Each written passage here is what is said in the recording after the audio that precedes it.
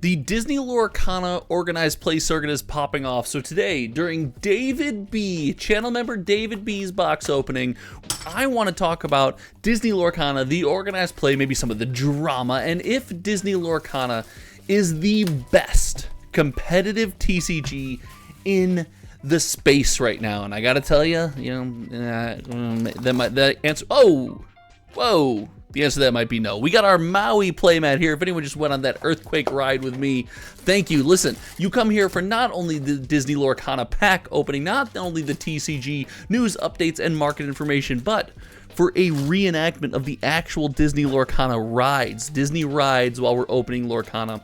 And I want to talk organized play. So Maui, bring us some luck. Let's hit some sweet, sweet cards and let's talk organized play. Now, Disney Lorcana is a game, in my opinion, that exists in a unique space for trading card games. Ooh, we got our super right off the bat, and we get the foil trading grounds. I think Disney Lorcana definitely leans more into the Pokemon side of TCGs. And what I mean by that is Disney Lorcana has this inherently, beautiful collectible aspects to it. This idea that we can be tied to the IP, to the characters as we get the Bruno. Shh, we don't talk about Bruno.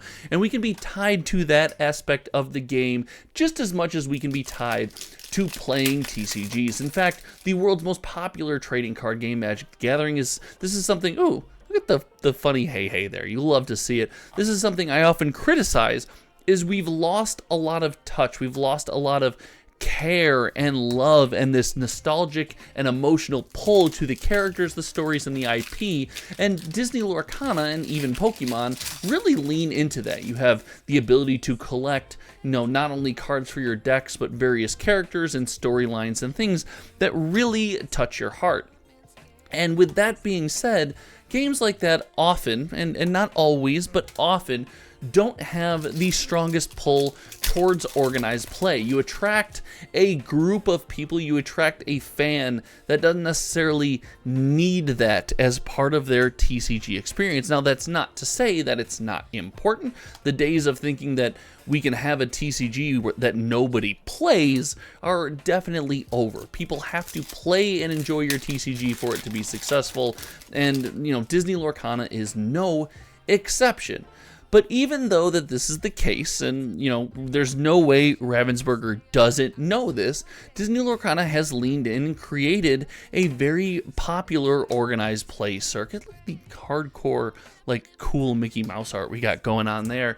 And they have 100% leaned in, showing off the last weekend as of the recording of this video, the first major event, crowning the first champion of that event, and giving away some ridiculous prizes that are going for insane numbers on the secondary market. As someone who kind of came up in the indie TCG space when I started my YouTube channel, I will warn, those prices might not hold over time, but the hype is there. And with all of the hype and the consistent events just selling out one after another, and people coming over from other trading card games to try to get into these events, get some of the sweet prizes that the events have to offer, it does beg the question, has Ravensburger cultivated the best competitive play out there, the best organized play environment? And I'm going to go ahead and start off the bat and just say, I don't think so. I don't think it's the best. And I would put Magic the Gathering at number one. The Magic Pro Tour, which everybody, scoffs at and wildly underrates, constantly gets 1 million views over a weekend of streaming. It constantly has, hundreds of thousands of people tuning in. And this is kind of the pinnacle of TCG play. Now, you can scoff at the mechanics, you can scoff at Wizards of the Coast all you want, but the numbers themselves don't lie. And oh, the Cinderella Legendary, let's go! And because of this, I think you're hard-pressed to convince me that it's number one. And I also think Disney shines in, a space that is more casual. The casual play leaning into the creation of PvE, which is hilarious that Lorcana has PvE out right now and we haven't seen it in other places. That to me is still just mind-boggling. Oh, let's go the Queen! That's cool. The Queen and Hades, back-to-back legendary pulls. But even so, taking magic out of the equation, Disney Lorcana's organized play circuit this weekend did cause some problems. I believe there was some pairing and software problems. There was some scandals going on in the community, if I was to understand, which is going to happen in any organized play event. And there was the ticket situation where you almost couldn't get tickets to the first couple events, where they sold out and then opened up more slots. And this is where I want to start the conversation about kind of improving Disney Lorcana's organized play events. Now, there's the structure of the events that's meant to make the first couple rounds be more casual friendly, which I think is weird. If you're going to lean into organized play, in my opinion, lean into all organized play. Like, make it a competitive event. It's okay to have people who want to play a more casual TCG competitively. It's okay to have that community, but there's no need to, in those environments, those arenas, pander to those who want to play the game more casually. I think, let the event be what it is. And outside of that, the ticket situation, which is where we started kind of this conversation, as we get the wonderful Elsa art. And, oh gosh, look at that. That Aladdin art is pretty cool. I really think that Ravensburger needs to have a bigger finger on the pulse of the size of their events. Now, in true Ravensburger fashion, when they undersold or planned the event and didn't have enough seats, they then later corrected to a much better number, a number that I can say, hey, if you sell out at 2,000 plus seats, like, you're just popular, and that's going to happen. Wow, look at that dodge. I am okay with that, but I would like to see them hit closer on the mark at the start. David B, this is kind of a slow box so far. I'd like to see them hit closer on the start rather than have to make up the difference later. I want to see them get it right the first time, and hopefully as they continue to do stuff in this space, they get better and better at that. But the organized play for Disney Lorcana, to me, it's a unique space, and I would caution anybody who is getting into Disney Lorcana strictly for organized play. I think over time, and again, we're here for Disney Lorcana in the long run. We think this game's going to be around for a long, long time. I said in the last video, if you didn't catch it, I think Disney Lorcana is easily the third most popular trading card game in America right now. I would caution you to say, I can't imagine this being the big draw. Much like Pokemon, there is competitive events. These competitive events are popular, but it is not the main draw. It's not what makes Pokemon Pokemon, and in my opinion, my humble opinion, oh, okay, box picking up a little bit with the Mulan legendary. Let's go. Our first time seeing this on the channel. Gosh, look at the triple arrow. Gosh, what an incredible movie, what an incredible card we just got there.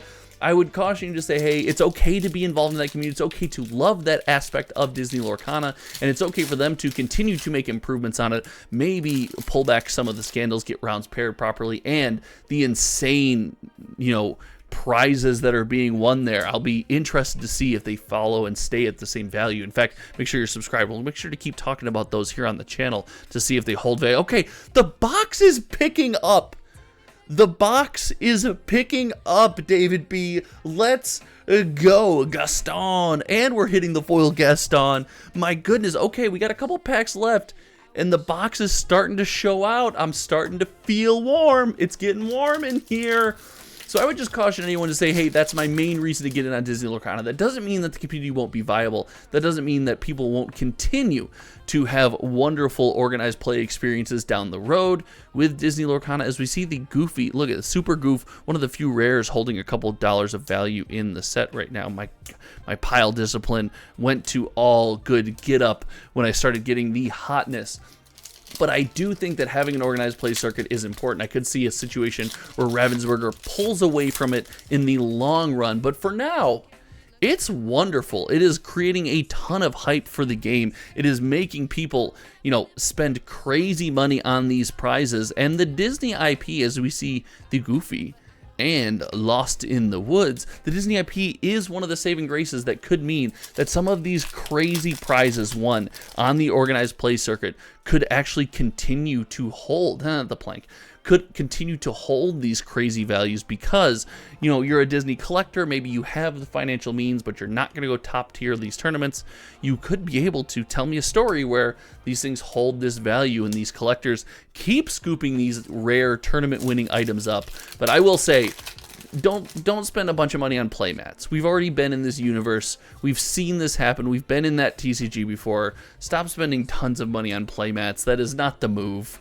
Again, not financial advice. Flynn Rider, okay, one of the supers that's still holding a couple bucks, and the bell. This has been a wonderful box, David B. Let me know what you guys think about the Disney Lorcana organized play circuit. Have you been keeping up with it at all? Is it a draw for the game for you in any way, or is it just kind of nice? It's icing, you know, sprinkles on top of the wonderful donut that is Disney Lorcana. And always remember that on this channel, we do not talk about Bruno. Ladies and gentlemen, thank you so much for hanging out today. Until next time, my name is Josh. Make sure you hit that subscribe button, share this video somewhere where we should talk about Disney Lorcana some more, and I appreciate each and every one of you. All right, we'll talk to you soon. Goodbye.